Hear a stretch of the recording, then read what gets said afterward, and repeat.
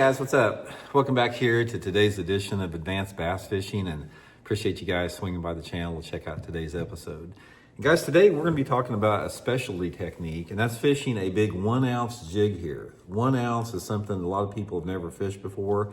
There is a time and place for a big fat 1 ounce jig, and today I want to sort of go over the scenarios that a 1 ounce jig works in, because it'll work anywhere in the country. And there's a specific set of circumstances where when you get it lined up to, everything's, falls in place with those circumstances, that 1 ounce jig will catch you some big fish. I'm talking big ones. A big 1 ounce jig it's a big bass lure. You don't catch many small ones on it. So we're going to get into that in today's episode. And also, guys, you guys hear me talking about my Blaukat Throwback jigs that Cumberland Pro Lures makes. We do not make a 1 ounce jig, but we do make a bunch of other really good jigs. We got my Blaukat Throwback jig, and we got my Blaukat Power Finesse jig, living rubber frog hair skirt on the finesse jig, living rubber skirt here. I'll put my Tackle Warehouse link in the description to both of my jigs here if you guys would like to pick some up using that link. It's a good way to help the channel. And also, guys, anybody interested in booking an on-the-water lesson with me, just go to my Facebook page, Randy Blaukat Professional Angler. Shoot me a private message for details. We're doing a lot of lessons this winter on jerkbait fishing, so if you want to get good with jerkbaits, hit me up there with a message, so appreciate that. Okay, a lot of you guys, if you know much about bass fishing, you've heard of an angler called Greg Hackney. Greg Hackney is one of the top flippers, one of the top jig anglers for flipping and pitching in the country. And he dominated a lot before spotlighting came in and ruined all the real bass fishing techniques. But Greg was a master at flipping the big 1 ounce jig. Some of my favorite tournaments to watch on TV is where he'd be down like at Lake Okeechobee and flipping reeds with a big 1 ounce jig.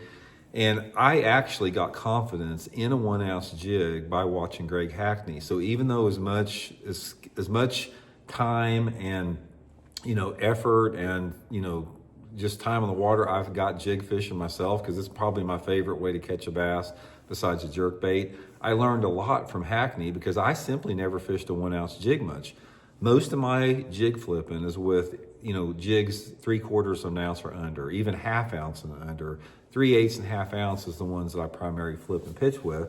So I didn't spend a lot of time flipping the big 1 ounce jig until I saw Hackney. But once I did, guys, I caught some freaking giant fish when it was lined up with it. So anyway, one of the 1 ounce jigs I'll tell you about is probably the best one is that Strike King Hack Attack jig, the jig that actually Greg Hackney makes. I'll put that link in my Tackle Warehouse link in the description. If you guys want to get that 1 ounce jig that Hackney uses, you can use that link. But let's talk about when you want to use it, a little bit about how to fish it. When I'm fishing a 1 ounce jig, Hackney likes braided line. I prefer a fluorocarbon for the most part. So I usually use 25-pound Seaguar and Vizex on my flipping stick. The only time that I will flip a 1 ounce jig on braided line is if I'm flipping it into really, really heavy reeds and cattails, like in Florida. And then I'll use like 40-pound test braid with it. But I prefer to use it on, fluorocarbon line. I like the feel with it better. Now, here's a couple scenarios when you want to use a 1 ounce jig. Number one, it has a lot to do with the water temperature and the water depth that you're fishing. Now, if you're fishing warm water, say for example, that water is 80 degrees or better with that, a 1 ounce jig can be a really good bait in fishing shallow cover in warm water because it's got a fast reaction fall. It's like when you flip a 1 ounce jig next to a lay down tree in 2 or 3 foot of water, that thing's on the bottom in a second. In that sluggish environment of the hot water time of the year, like in the summertime, especially if you have some stained water, a lot of times those fish, you can get them to react to a heavy jig.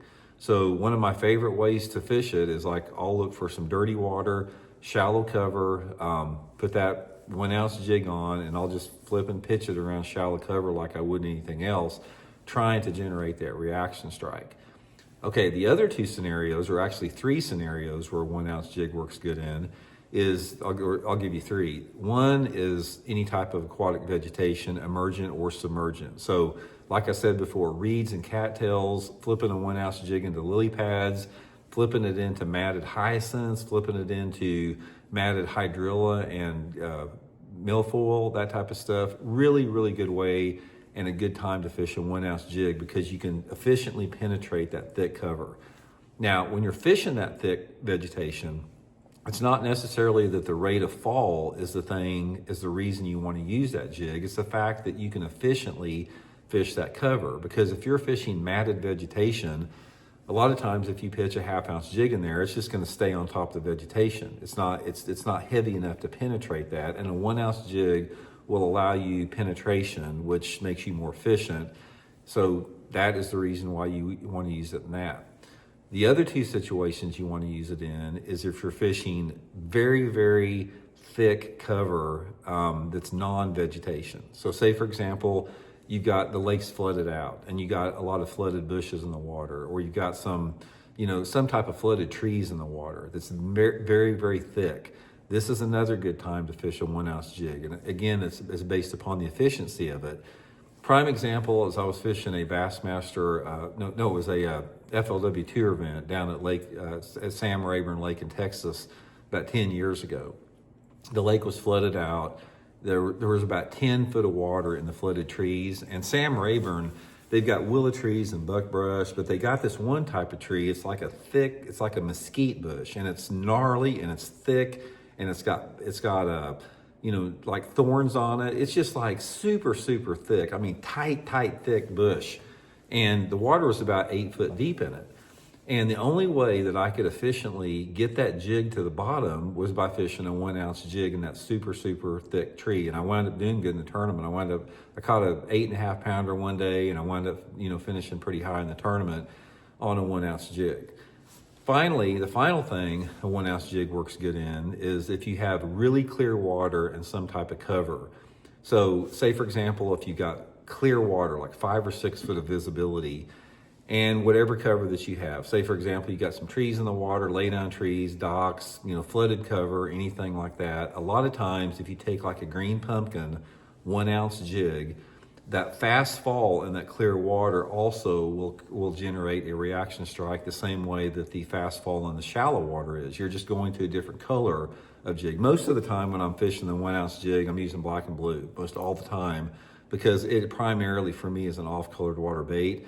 But in those situations where you have deep cover, again, say for example, you got a big tree laying in the water visibility is 4 or 5 foot, that tree's dropping off into 8 or 10 foot of water, flipping that 1 ounce jig in that deeper tree, or like on a lake like Bull Shoals here in Missouri or Table Rock Lake, a lot of times we'll have flooded willow trees, but the water is still gin clear, and getting that jig to the bottom in that clear water tree is a good way to catch them with the 1 ounce size. So those are the basic scenarios that I use it. So it's worth getting a few, guys. I just, I'll put that Hack Attack jig link in the description of this video. If I was going to get some, I'd get 3 or 4 of the 1 ounce jigs in black and blue, and then get 3 or 4 of like the 1 ounce jigs in green pumpkin. And that's going to cover pretty much those situations. It's worth it to have them in your box in case you encounter the situations we're talking about though.